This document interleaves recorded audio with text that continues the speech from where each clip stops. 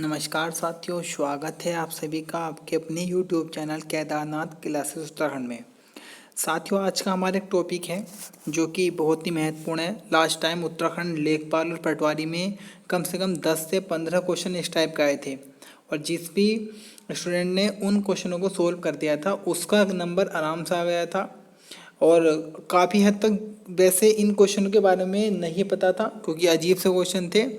तो आज हम इन्हीं को लेकर बैठते हैं। क्या है ये? यह कुमाऊनी शब्द अर्थात कुमाऊनी भाषा के शब्द जो जैसे हम कुछ हिंदी वर्ड होते हैं उन्हें कुमाऊनी भाषा में क्या कहा जाता है। उससे पहले मैं आपको बता रहा हूँ कि प्रदेश में UKSSC के आयोग के अंतर्गत 746 पदों पर भर्ती आई हैं जो कि कनिष्ठ सहायक, अमीन, सर्वे लेखपाल और कर संग्रहकर्ता के अंतर्गत हैं। तो मैंने आपको पहले ही बताया कि फॉर्म जल्दी ही अप्लाई कर दे, 22 जुलाई उसकी लास्ट डेट है। तो ये हम जो बैच चला रहे हैं सिर्फ और सिर्फ इसी के लिए चला रहे हैं, लेकिन इससे आपको बेनिफिट सारे ही उत्तराखंड से संबंधित अगर आप किसी भी भर्ती की तैयारी कर रहे हो तो वहाँ पर होगा। तो आज की इस वीडियो में मैं सोल्व करूँगा कुमाऊनी शब्द। उसके बाद में मैं उम्मीद करता हूँ आपको अच्छे से मैं याद भी कराऊंगा ट्रिक के अनुसार। जहाँ जिन जिन शब्दों में कुछ ट्रिक बनेगी वहाँ पर आपको बताऊंगा। उसके बाद आपको सारे शब्द बताने के बाद मैं 4 क्वेश्चन आपसे मालूम करूंगा जिसका आंसर आप बताएं। वैसे मैं भी बताऊंगा और देखता हूं मैं आपने कितना याद कर लिया। तो अगर आप बता देना कि आपके 4 में से 2 क्वेश्चन सही गए, 3 क्वेश्चन।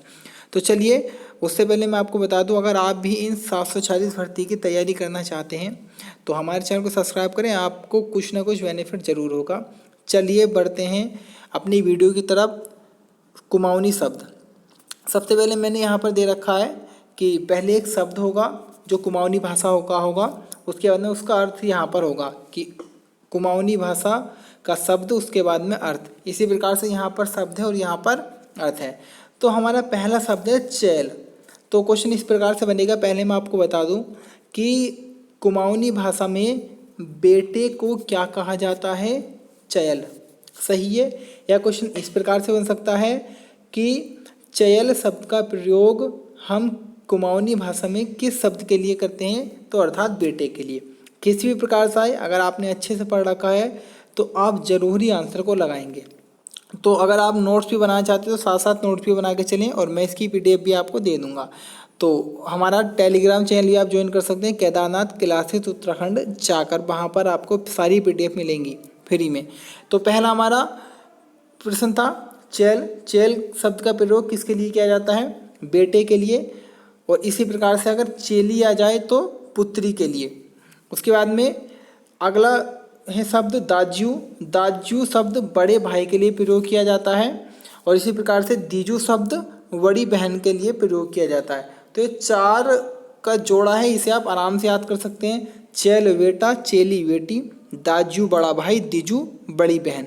उसके अंदर बोजी है। तो आपने एक मूवी देखी होगी नदिया के पार, वहाँ पर भोजी भोजी करके जो हीरो होता है वो भोजी बोलता है भाभी के लिए। तो आप यहाँ से देख सकते हैं बोजी किसे बोलते हैं? भाभी को। बोजी भाभी को, जैसे भोजी बोलते हैं ना, उसी प्रकार से। उसके अंदर बूबू है। तो जैसे कि आप गांव में या शहर में भी कुछ, जैसे दादा जी को आप बाबा बोलते हो, बाबा। तो यहाँ पे बाबा का सिर्फ बूबू कर रखा है कुमाऊनी में। बूबू किसे बोलते हैं? दादा को। उसके अंदर नीनी, इसी प्रकार से नीनी किसे बोलते हैं? नानी को। तो बूबू दादा, नीनी शब्द किसके लिए प्रयोग होता है कुमाऊनी भाषा में? नानी के लिए। उसके अंदर साऊ है। तो साऊ शब्द का प्रयोग साली के लिए किया जाता है। साऊ शब्द किसके लिए? साली के लिए। उसके बाद में घवाग शब्द का प्रयोग किसके लिए किया जाता है? मक्का के। तो यहाँ पर बाग है, हम समझ सकते हैं कि मक्का के बहुत बड़े बड़े बाग लगाए जाते हैं। तो घवाग मक्का। उसके अंदर रिखू है। तो इसे तो हम आराम से, रिखू का अर्थ क्या होता है? ईख होता है, अर्थात हम गन्ना भी बोल सकते हैं। तो रिखू शब्द का प्रयोग किसके लिए करते हैं? ईख या गन्ने के लिए। उसके अंदर अगला शब्द है पिनाऊ। पिनाऊ शब्द है। पिंडालू को क्या कहते हैं हम साथियों? पिनाऊ कहते हैं। उसके बाद में है ढांड शब्द। ढांड, ढांड कहा जाता है ओले को। तुम इस प्रकार समझ सकते हैं साथियों, जब भी ढांड को हम ऐसे समझिए ठंड, ढांड को हम क्या समझ सकते हैं? ठंड। और साथियों जब ओले पड़ते हैं तो साफ सी बात है ठंड बढ़ जाती है। तो ढांड का अर्थ क्या होता है? ओले। उसके बाद में अगला शब्द है हमारा जयून, और जयून शब्द किसके लिए प्रयोग करते हैं हम?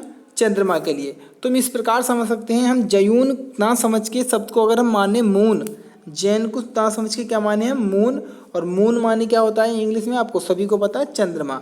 तो जयून का अर्थ क्या होगा? चंद्रमा। उसके बाद में साथियों अगला है उडियार। तो उडियार किसे कहा जाता है? गुफा को। इस प्रकार के तो आप जैसे लाख उडियार गुफा, इस प्रकार से भी समझ सकते हो। तो कुमाऊनी भाषा में गुफा के लिए कौन सा शब्द है? उडियार शब्द। उसके बाद में हमारा 13वां शब्द है जो है छिड़। तो छिड़ किसे कहा जाता है? जलप्रपात अर्थात झरने को हम क्या बोलते हैं? छिड़ बोलते हैं। तो ऐसे भी समझ सकते हैं कि जब झरने से पानी गिरता है तो वो चारों तरफ को छिड़क के या एक प्रकार से बिखर के गिरता है, तो छिड़ जलप्रपात। अगला है शब्द हमारा 14 गोचर अर्थात चरागाह। तो ये तो सिंपल सा है, गोचर जहाँ गाय एक प्रकार से चरेगी तो वो चरागाह ही होते हैं, गाय और भी कोई पशु हो। तो गोचर शब्द का प्रयोग हम किस शब्द के लिए करते हैं? तो चरागाह के लिए प्रयोग किया जाता है गोचर शब्द का। अगला है सीमार। सीमार से हम समझते हैं सीमार हमारी क्या होती है? दलदली भूमि। अगला है क्वेश्चन नंबर 16 है शब्द। तो यहाँ पर थोड़ा मिस प्रिंट है या थोड़ा गलत लिखा है, तो हम रो इधर आ जाएगा, तालाब इधर आ जाएगा। तो हम कह सकते हैं कि रो का अर्थ क्या होता है? तालाब। रो कुमाऊनी शब्द है और इसका अर्थ क्या होता है? तालाब। उसके बाद में अगला है हमारा शब्द भिना। भिना किसे कहा जाता है? तो बुआ के पति को क्या कहा जाता है? भिना कहा जाता है। बिल्कुल सिंपल है। रो किसे कहा जाता है? तालाब को। और भिना किसे कहा जाता है? बुआ के पति को। उसके बाद में अगला है तालाव। तो ये तो काफ़ी बार एग्जाम में भी क्वेश्चन आ गया है कि नदी के निकट सिंचित भूमि को क्या कहा जाता है? तालाव भूमि। तो ये तो बहुत इंपॉर्टेंट है क्योंकि नॉर्मली 1 लाइन एग्जाम में भी आता है, 1 लाइन क्वेश्चन बन के। क्वेश्चन किस प्रकार से आता है कि नदी के निकट सिंचित भूमि को क्या कहा जाता है? तो तालाव भूमि कहा जाता है नदी के निकट सिंचित भूमि को। चलिए क्वेश्चन उसके बाद में यहाँ पे मैं आपको बता दूं कि आपको सभी को पता ही होगा, केदारनाथ क्लासेस उत्तराखंड हमारा चैनल है और ये मेरा कॉन्टैक्ट नंबर है। अगर आपको किसी प्रकार की कोई प्रॉब्लम हो उत्तराखंड जीके से रिलेटेड तो आप पर्सनली मैसेज कर सकते हैं, लेकिन एक्स्ट्रा मैसेज ना करें, सिर्फ काम की ही बात करें। अगर काम के आपको किसी वैकेंसी के बारे में जानकारी लेनी है या कोई आपको क्वेश्चन में डाउट है या आपको कुछ पीडीएफ्स वगैरह की नोट्स चाहिए तो आप बेझिझक इस नंबर पर मैसेज कर सकती हैं। लेकिन आपको लिखना होगा केदारनाथ क्लासेस, उसके बाद में अपना नाम। पहले केदारनाथ क्लासेस, उसके बाद में अपना नाम लिखना है और डायरेक्टली मैसेज कर देना है इस नंबर पे। चलिए बढ़ते हैं अगला हमारा ये हम पहले ही सोल्व कर चुके हैं, मैंने आपको पहले ही बता दिया है। चेली किसे कहा जाता है? पुत्री को। और दिजू किसे कहा जाता है? बड़ी बहन को। उसके बाद में अगला है 21 बेग। बेग शब्द का प्रयोग हम किसके लिए करते हैं? तो साथियों पति के लिए प्रयोग किया जाता है वेग शब्द का। शब्द नंबर 22 है लोण। तो लोण या नूण, एक प्रकार से लूण भी बोल देते हैं नमक को, या लवण बोल देते हैं हम आम भाषा में, और नमक तो होता है ना। तो लवण या लोण किसे कहा जाता है? नमक को कहा जाता है। सिंपल सा है। तो आपको एक क्वेश्चन बताना है हमें कि सर्वाधिक नमक भारत के किस राज्य में होता है? सिंपल सा क्वेश्चन है। चलिए क्वेश्चन नंबर 23 है हमारा। शब्द नंबर 23 है ईजा। और ईजा शब्द कहा जाता है माँ के लिए। तो ईजा शब्द का प्रयोग हम किसके लिए करते हैं? माँ के लिए। सिंपल सा है। उसके बाद में 24वां हमारा है देण। और देण का प्रयोग हम किसके लिए करते हैं? सरसों के लिए करते हैं। सिंपल से थे सारे, आराम से उम्मीद करता हूँ याद हो गए होंगे। एक बार फिर से मैं रिकॉल करता हूँ अच्छे से। तो अब रिकॉल कैसे करना है? इस प्रकार से हम इसको थोड़ा इरेज कर देते हैं इस प्रकार से, और आपको देखना है आपने कितने याद किए। देखना है साथियों, इस बार नोट्स नहीं बनाएंगे तब तक कोई काम नहीं बनेगा। पहला था चेल। और चेल शब्द का प्रयोग हम बेटे के लिए करते हैं। दूसरा शब्द था दाज्यू। दाज्यू शब्द का प्रयोग हम करते हैं बड़े भाई के लिए। उसके बाद में था बोजी। बोजी मैंने बताया था भौजी अर्थात भाभी। बूबू मैंने बताया था बाबा अर्थात दादा।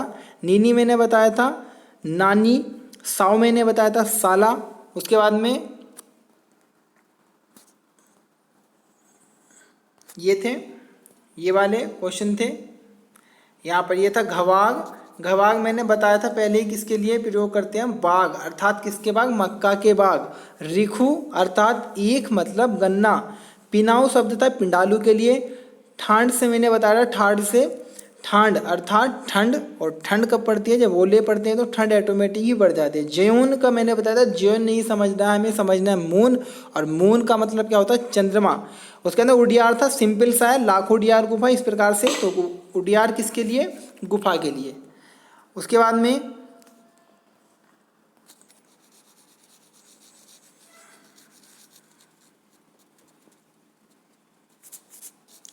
अगला हमारा छीड़।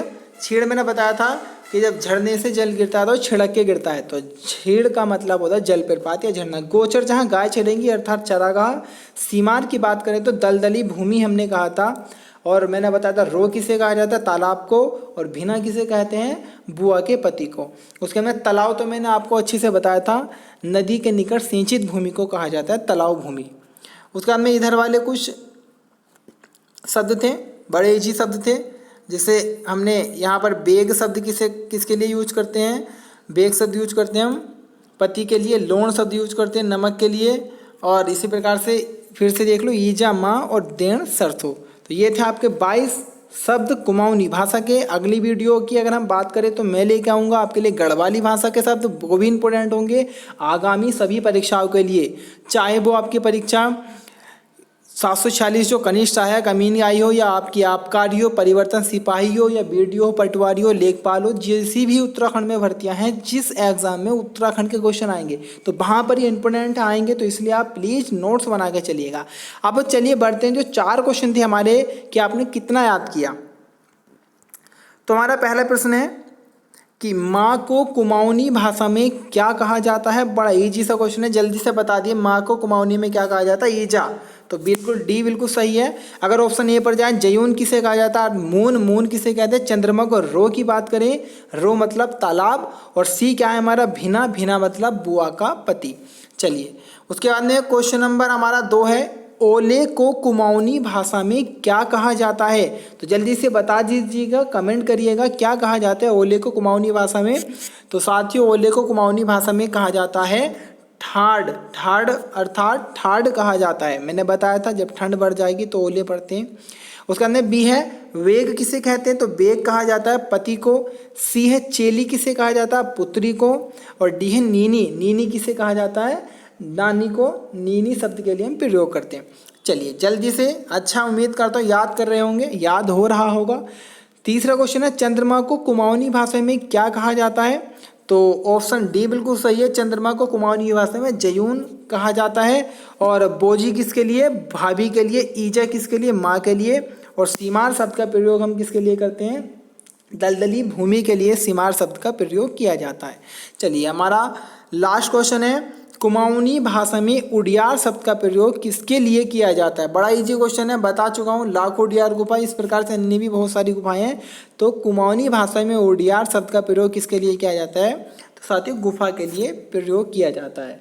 तो ये थी आज की हमारी वीडियो। अगर साथ यार, फ्रेंड्स, दोस्त कुछ भी हो, आपको अगर वीडियो अच्छी लग रही हो यार, और आप भी चाहते हो कि आपकी एक अच्छी से तैयारी हो जाए, तो प्लीज़ यार चैनल को सब्सक्राइब कर दें। आपका कोई चार्ज नहीं लगेगा चैनल सब्सक्राइब करने में, मुझे भी थोड़ा मोटिवेशन मिलेगा कि हाँ, कि मैं कुछ अच्छा पढ़ा रहा हूँ। और प्लीज़ यार एक बार कमेंट्स कर दिया करो, कमेंट्स बॉक्स में आप कमेंट्स करते हो तो मुझे बहुत अच्छा लगता है, और मैं हर एक स्टूडेंट्स के कमेंट्स का रिप्लाई करता हूँ। पिछली वीडियो में जाकर आप देख सकते हैं नॉर्मली कि मैंने एक एक कमेंट्स का रिप्लाई किया है।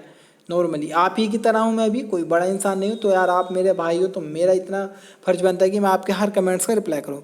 चलिए पढ़ते रहिएगा, बढ़ते रहिएगा, और आशा करता हूँ आप सभी की नौकरी लगे। धन्यवाद।